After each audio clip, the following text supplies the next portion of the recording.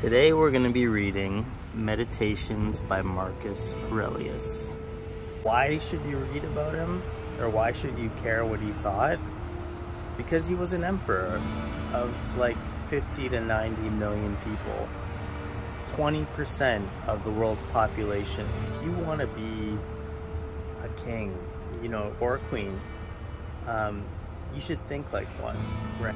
Thinking about what Marcus Aurelius thought was good helps me realize what's actually good and worth pursuing. So let's take a look. Book 1. From my grandfather, Verus, decency and a mild temper. From what they say and I remember of my natural father, integrity and manliness.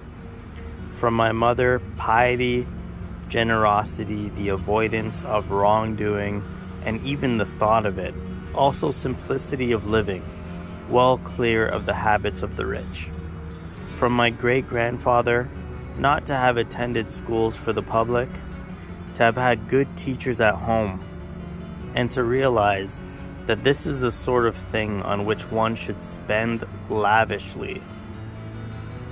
From my tutor, not to become a green or blue supporter at the races or side with the lights or heavies in the amphitheater, to tolerate pain and feel few needs, to work with my own hands and mind my own business, to be deaf to malicious gossip.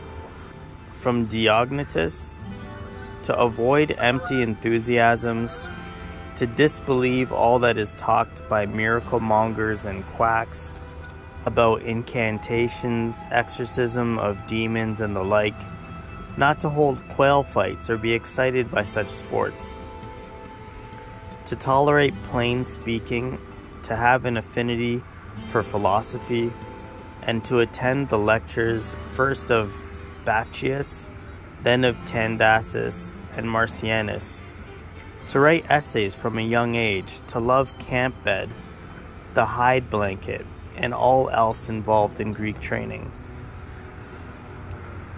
From Rusticus, to grasp the idea of wanting correction and treatment for my character, not to be diverted into a taste for rhetoric, so not writing up my own speculations, delivering my own little moral sermons, or presenting a glorified picture of the ascetic or the philanthropist, to keep clear of speechifying, versifying, and pretentious language, not to walk around at home in ceremonial dress or do anything else like that, to write letters in an unaffected style, to be readily recalled to conciliation with those who have taken or given offense, just as soon as they themselves are willing to turn back, to read carefully, not satisfied with my own superficial thoughts or quick to accept the facile views of others. From Apollonius, moral freedom, the certainty to ignore the dice of fortune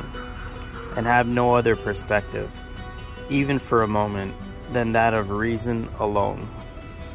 To be always the same man, unchanged in sudden pain, in the loss of a child, in lingering sickness, to see clearly in his living example that a man can combine intensity and relaxation, not to be impatient in explanation. The observance of a man who clearly regarded as the least of his gifts his experience and skill in communicating his philosophical insights. The lesson of how to take apparent favors from one's friends, neither compromised by them nor insensitive in their rejection. From Sextus, a kindly disposition and the pattern of a household governed by the concept of life lived according to nature, an unaffected dignity, intuitive concern for his friends, tolerance both of ordinary people and of the emptily opinionated, an agreeable manner with all, so that the pleasure of his conversation was greater than any flattery, and his very presence brought him the highest respect from all the company, certainty of grasp and method in the discovery and organization of the essential principles of life, never to give the impression of anger or any other passion, but to combine complete freedom from passion with the greatest human affection, to praise without fanfare, and to wear great learning lightly. That was just a taste of Marcus Aurelius' meditations. If you're into Stoicism or the meditations, I'd love to hear about it. Catch you next time.